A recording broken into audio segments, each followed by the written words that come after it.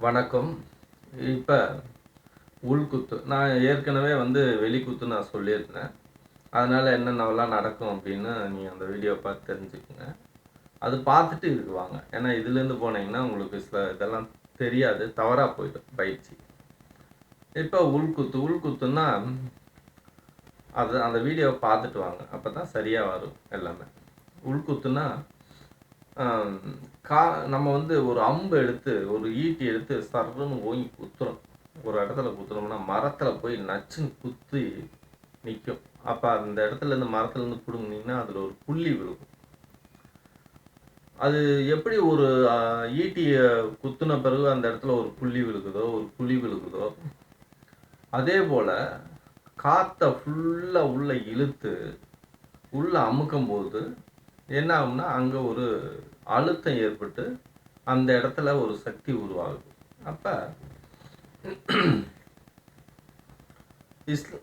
முஸ்லீம் எல்லாம் செய்வாங்க, பார்த்துருப்பீங்கன்னு நினைக்கிறேன்.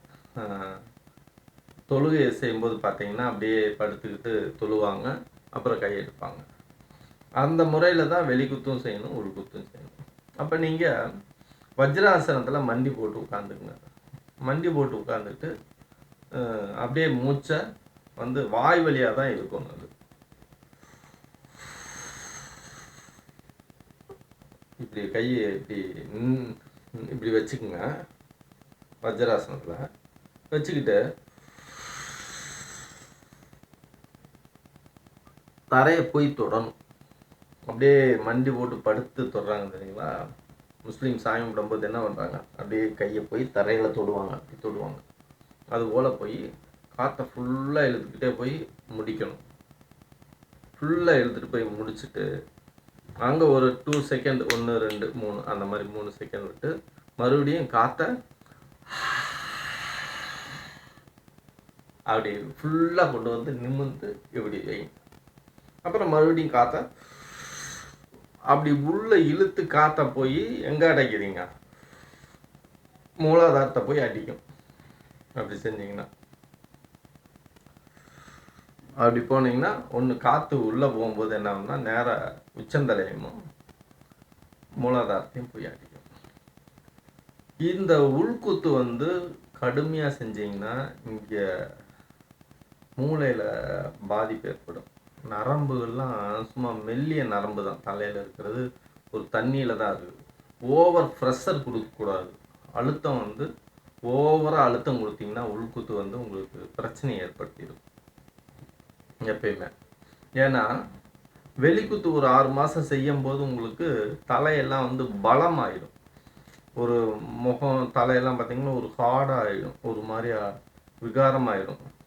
நீங்கள் வாசி யோகம் பண்ணக்கூடிய சித்தர்கள்லாம் சிவன் மாதிரி அவங்களாம் ரொம்ப ஒரு மாதிரியா அகோரி மாதிரி தெரிவாங்க பார்க்கும்போதே உங்களுக்கு. ஆனால் அவங்கள பார்த்தாவே ஒரு பயமாக இருக்கும். ஏன்னா மற்ற அஷ்டாங்க யோகம் ராஜயோகம் எல்லாம் பார்த்தீங்கன்னா சாஃப்டாக கொஞ்சம் கொஞ்சமாக கொண்டு வர்றது. இது அப்படி இல்லை, ஒரு குறுக்கு வழி மாதிரி. அப்போ வெளிக்குத்து செய்யாமல் இது நீங்கள் செஞ்சீங்கன்னா கண்டிப்பாக 100% பக்க விளைவுகள் வந்துடும். தலையில் நரம்புகள்லாம் வெடிச்சு போயிடும். சில பேர் யோசனை பண்ணி தேவையற்ற சிந்திச்சு நரம்பு தளர்ச்சி நரம்பு ஏற்படும். டென்ஷன் ஆனால் நரம்பு வெடிக்கும். ஓவராக காற்றை கொண்டு போய் ப்ரெஷர் கொடுத்தீங்கனாலும் தலையில் போய் நரம்பு வெடிக்கும். அதனால தான் இதை நான் அடிக்கடி இது குறுக்கு வழின்னு சொல்லுவேன். சித்தர்கள் பயன்படுத்தக்கூடிய ஒரு குறுக்கு வழி. சீக்கிரமாக ஒரு 5 வருஷத்தில் ஒரு சித்த யோகத்தை எப்படியாவது பிடிச்சிடணும், ஒரு 10 வருஷத்துக்குள்ளே எப்படியும் நம்ம முக்தி அடையணும் அப்படின்னு கடுமையான ஒரு குறுக்கு வழி. அப்போ உள்குத்து நீங்கள் செய்யும்போது ஒரு நாளைக்கு ஒரு 4-5 செய்யுங்க போதும்.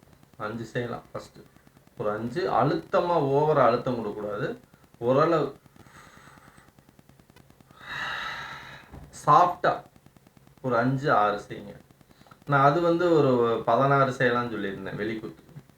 வெளிக்குத்து நீங்கள் 16 செய்யலாம். இது ஒரு 6 செய்யுங்க போதும். 6 செஞ்சீங்கன்னா சாஃப்டாக செய்யுங்க உள்குத்து. இது நீங்கள் இதுதான் உங்களை அதிகமான சூழ்நிலைக்கு அது ஒரு 6 மாதம் நீங்கள் செய்யுங்க. இப்போ நீங்கள் வெளிக்குத்து செஞ்சு 6 மாதத்துக்கு அப்புறம் நீங்கள் உள்குத்து செய்யும்போது என்ன ஆகும்னா, வெளிக்குத்து செஞ்சுட்டு உடனே கண்டினியூவாக உள்குத்து செய்யணும். அப்போ வெளிக்குத்து நீங்கள் 16 செய்யுங்க, உள்குத்து செய்யும்போது 6 செஞ்சுட்டு நீங்கள் விட்டுடலாம். அப்போ உடம்பு மிகப்பெரிய ஒரு மாற்றத்துக்கு வந்துடும், வேற ஒரு நிலைக்கு தள்ளப்படும் அந்த உடம்பு. இந்த உள்குத்து போய் அடிக்கும்போது என்ன ஆகும்னு கேட்டிங்கன்னா, தலையில் அந்த அந்த தலையிலேருந்து மூளையிலேருந்து போகும் பாருங்க தண்டுவடம், முதுகு தண்டுவடம், அதெல்லாம் வந்து படபடன்னு சவுண்டெல்லாம் வரும் உடையிற மாதிரி. அதனால வந்து கடுமையாக எதுவும் செஞ்சிடக்கூடாது, ரொம்ப சாஃப்டாக தான் செய்யணும் ஆரம்ப நேரத்தில்.